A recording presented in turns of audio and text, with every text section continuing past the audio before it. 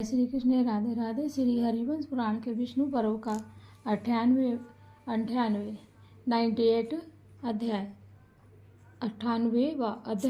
98 इंद्र की आज्ञा से विश्वकर्मा द्वारा पुनः परिष्कृत की गई द्वारकापुरी का वर्णन आज हम श्रवण करेंगे। वे सम्पायन जी कहते हैं, जन्मेजय, गरुड़ पर बैठे हुए भगवान श्री कृष्ण ने द्वारकापुरी को देखा जो देवलोक के समान शोभा पा रही थी। जय श्री कृष्ण भगवान की जय हो, द्वारकापुरी की जय हो। वहाँ चारों ओर समुद्र गर्जना की प्रतिध्वनि व्याप्त हो रही थी। उसी पुरी में जहाँ तहाँ मणिमय पर्वत तथा यंत्र सुशोभित थे।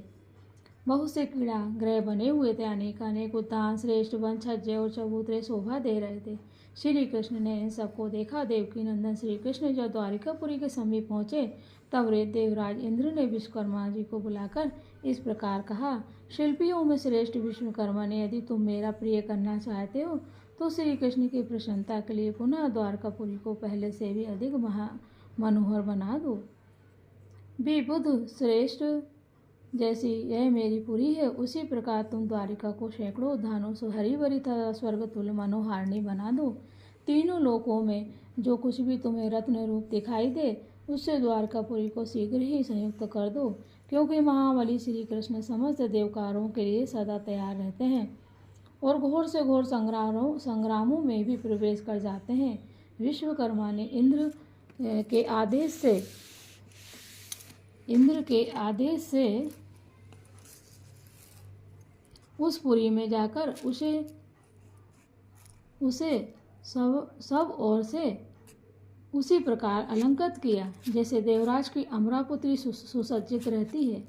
यादवों के स्वामी गरुड़ वाहन श्री कृष्ण ने अपनी उस पुरी को विश्वकर्मा द्वारा निर्मित दिव्य भावों से अलंकृत देखा।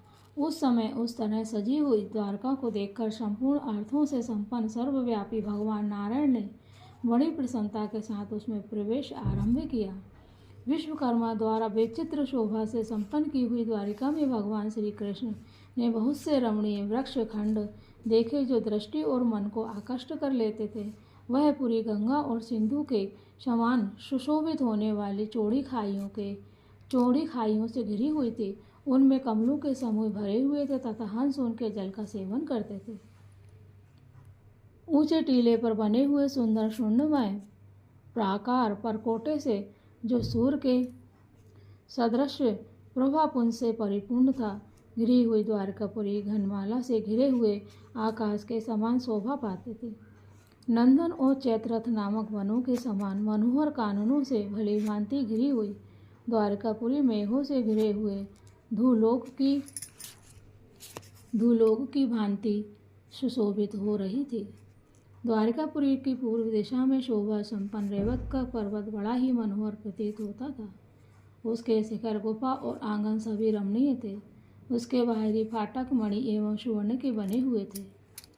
पुरी के दक्षिण भाग में लता वेष्ट नामक पर्वत शोभा पा रहा था, जो 5 रंग का होने के कारण इंद्रध्वज सा प्रतीत होता था। पश्चिम दिशा में शुकक्ष नामक रजत पर्वत था, जिसके ऊपर विचित्र पुष्पों से अलंकृत महान वंश शोभित हो रहा था। नभ श्रेष्ठ मंद्राचल के समान श्वेत वर्ण वाला वेणुमान पर्वत द्वारका की उत्तर दिशा को अत्यंत देवताओं के नगर की भांति द्वारकापुरी में क्षुद्र घटिकाओं से युक्त 8000 रथ शोभा पाते थे, जिनमें ऊंची उठी हुई पताकाएं फहरा रही थी। द्वारकापुरी की चौड़ाई 8 योजन थी और लंबाई 12 योजन थी, अर्थात उसका संपूर्ण विस्तार 96 योजन था। कितना? 96 योजन था। 12 × 8 = 96, हाँ ना। द्वारकापुरी की चौड़ाई 8 योजन थी, है ना। चौड़ाई यानी ऐसी चौड़ाई, और लंबाई यानी लंबाई 12 योजन, अर्थात उसका संपूर्ण विस्तार 96। 12 × 8 = 96। उसका उपनिवेश समीपस्थ प्रदेश उससे दोगुना अर्थात 192 योजन विस्तृत था। 192 यानी कि 96 का डबल कर दिया। श्री कृष्ण ने उस अविचल द्वारकापुरी का दर्शन किया। उसमें जाने के लिए 8 महामार्ग थे और 16 बड़े बड़े चौराहे बने हुए थे। इस प्रकार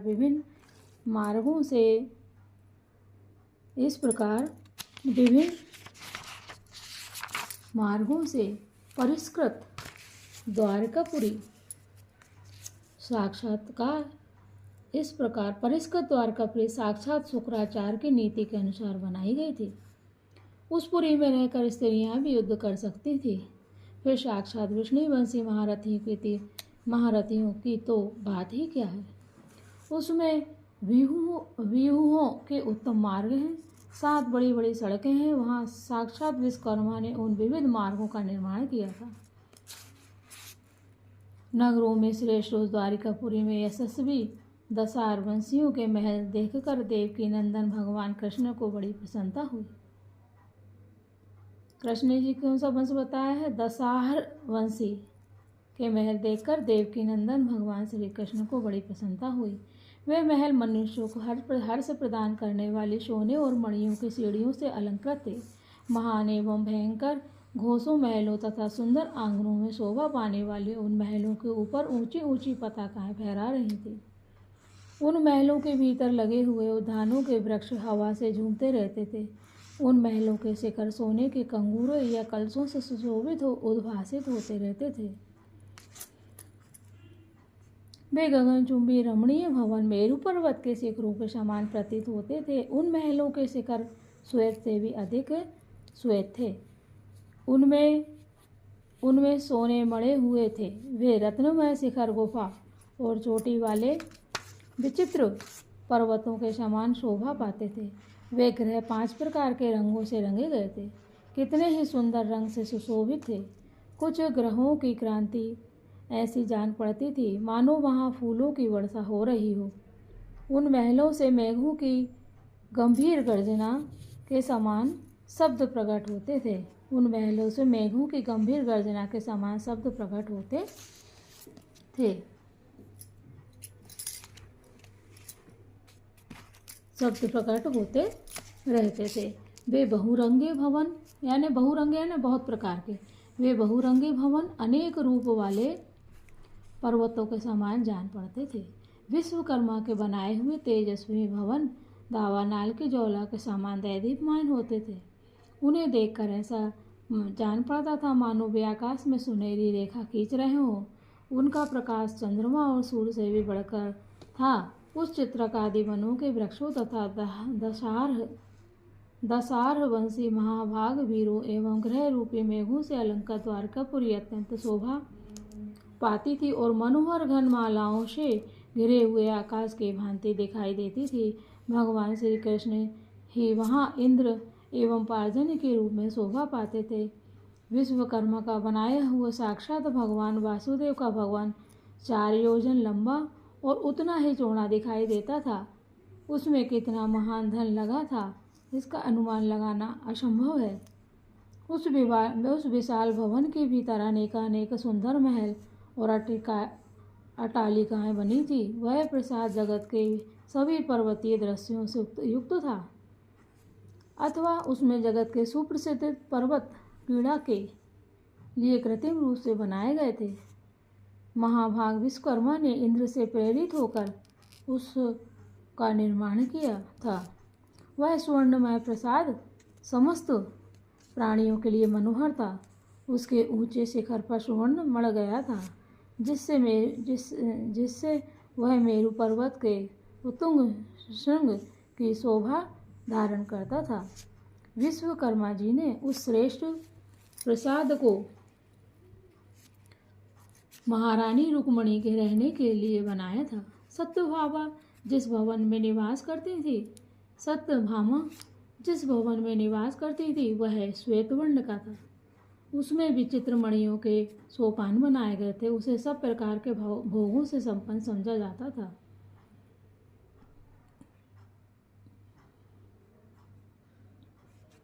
निर्मल सूर्य के समान तेजस्विनी पताकाएं उस मनोरम प्रसाद की शोभा बढ़ाती थी, जिसके बाहर भीतर का प्रदेश प्रति क्षण अभिनव रूप सौंदर्य से युक्त प्रतीत होता था और जिसमें चारों ओर बड़ी बड़ी ध्वजाएं फहरा रही थी। उस मुख प्रसाद को जाम्बवती देवी सुशोभित करती थी। वह दूसरे सूर्य की भांति अन्य सब प्रसादों को अपनी प्रभा से तिरस्कृत कर रहा था। उसकी कांति उदय काल के सूर्य की प्रभा के समान थी। वह रुक्मणी और सत्यभामा के प्रसादों के बीच में बना था।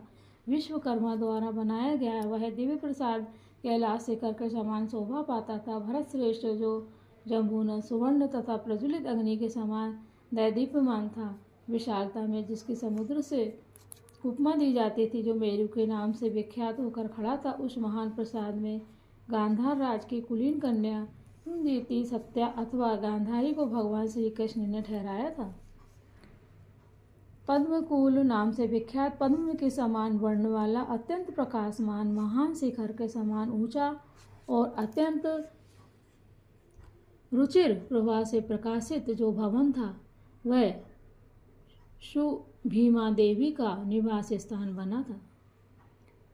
नृपश्रेष्ठ जो प्रसाद समस्त मनोवांछित गुणों से युक्त तथा सूर्य के समान प्रकाशमान था, उसे शांगधन्या श्री कृष्ण ने लक्ष्मणा का आवास निश्चित किया था। भारत जो हरित कांति से प्रकाशित तथा वैदुर्मणि की सी आभा उद्भासित था, जिसे समस्त प्राणी सबसे उत्तम समझते थे, वह प्रसाद वासुदेव की पटरानी मित्र वृंदा का निवास था। वासुदेव की पटरानी मित्र वृंदा का निवास था। देवता तथा ऋषियों के समुदाय भी उसकी बुरी बुरी प्रशंसा करते थे। वह उन सभी भवनों में भूषण रूप था। द्वारका में विश्वकर्मा द्वारा बनाया गया जो प्रमुख प्रसाद था, जो अत्यंत रमणीय से भी रमणीय प्रतीत होता था और पर्वत के समान खड़ा था, वह श्री कृष्ण महिषी सुवार्ता का निवास भवन था। संपूर्ण देवता उसकी प्रशंसा करते थे। वह केतुमान नाम से विख्यात था, जो सभी प्रसादों में श्रेष्ठ था, जिसे साक्षात विश्वकर्मा ने बनाया था, जिसकी लंबाई चौड़ाई 1-1 योजन थी, जो सभी रत्नों द्वारा निर्मित एवं शुभ स्वरूप था। वह उत्तम प्रभा से युक्त कांतिमान प्रसाद वहाँ बिरजा नाम से विख्यात होकर बड़ी शोभा पा रहा था। उसी में महात्मा केशव का उप स्थान गृह था।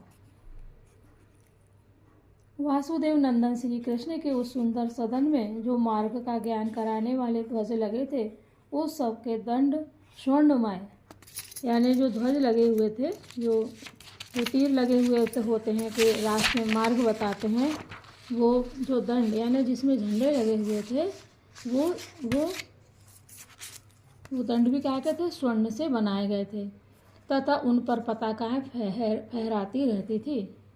यदि श्री कृष्ण ने वहाँ दिव्य रत्नों के समूह संचित किए थे तथा वैजयंत नामक महान पर्वत वहाँ लाकर स्थापित किया था।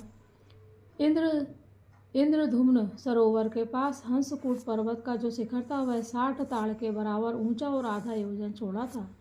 अमृत तेजस्वी विश्वकर्मा समस्त प्राणियों के देखते देखते उस विश्वविख्यात पर्वत शिखर को किन्नर और बड़े बड़े नागों सहित वहां ले आए थे। मेरु पर्वत का उत्तम शिखर जो सूर्य के मार्ग तक पहुंचा हुआ है तथा स्वरूप से जामुनंदमय दिव्य एवं त्रिभुवन विख्यात है, उसे भी श्री कृष्ण के लिए विश्वकर्मा उखाड़ लाए थे। वह सब प्रकार की औषधियों से अलंकृत प्रकाशमान तथा अत्यंत उत्तम था। विश्वकर्मा इंद्र के कहने से कार्यवश उसे वहां ले आए थे। वहीं साक्षात श्री कृष्ण पारिजात का वृक्ष भी ले आए थे। पारिजात के लाए जाते समय अद्भुत कर्मा श्री कृष्ण का उन देवताओं के साथ घोर युद्ध हुआ जो उस उत्तम वृक्ष की रक्षा कर रहे थे। वह वृक्ष सैकड़ों कमलों से पूजित तथा स्वर्णमय विमानों से सेवित एवं सुरक्षित था। विश्वकर्मा ने श्री कृष्ण के लिए रत्नमय फूल और फल देने वाले वृक्षों का निर्माण किया था। उन्होंने बहुत सी पोखरियां और सरोवर भी बनाए थे, जिनके जल कमल समूह से सुशोभित थे। उनमें रत्नमय सौगंधिक कमल खिले हुए थे। मणि एवं स्वर्ण से जटित नौकाएं उनमें सब और व्याप्त थीं। उन पुष्करणियों के उत्तम तटों को बड़े बड़े वृक्ष सुशोभित करते थे। साल, ताल, कदम, सैकड़ों शाखाओं वाले वट वृक्ष तथा जो हिमालय और मेरु पर्वत पर होने वाले वृक्ष हैं, उन सबको विश्वकर्मा जी ने वहां से लाकर यदु सिंह श्री कृष्ण की प्रसन्नता के लिए द्वारका में स्थापित कर दिया था। वृक्ष लाल, पीले, अरुण और श्याम रंग के थे। उनके फूल श्वेत वर्ण के थे वहाँ वन उपवनों की संधियों में जो वृक्ष लगे थे वे सभी ऋतुओं को फलों से संपन्न थे। उस श्रेष्ठ नगर में जो नदियाँ थीं वे समान तट और जल में सुशोभित थी। उनके कंकड़ और बालू नीचे बैठ गए थे। वहाँ जो है कुंड या जलाशय थे उनका जल बहुत स्वच्छ था। वहाँ जो दूसरी नदियाँ थीं उनके बालू और कंकड़ स्वर्णमय थे तथा वे पुष्पवासी जल से भरी हुई थी। उनके तटों पर नाना प्रकार के वृक्ष और लताएं फैली हुई थीं। उस पुरी में जो वृक्ष थे वे मद मत मयूरों तथा सदा मत वाले बने रहने वाले कोकिलों से परम शोभायमान थे। उस द्वारिकापुरी में हाथियों के युद्ध और गाय भैंसों के झुंड भी रहते थे। वराहों, मृगों और पक्षियों ने भी वहाँ अपना निवास बना रखा था। उस रमणीय पुरी का परकोटा स्पष्ट सोने का बना हुआ था। विश्वकर्मा जी ने उसे 100 हाथ ऊंचा बनाया था। 100 हाथ ऊंचा वह परकोटा बहुत ही सुंदर एवं रमणीय था और घेरा बने हुए पर्वत के समान जान पड़ता था। विश्वकर्मा ने उस परकोटे के द्वारा पूर्वोक्त बड़े बड़े पर्वतों, सरिताओं, सरोवरों, वनों और उपवनों को भी घेर रखा था।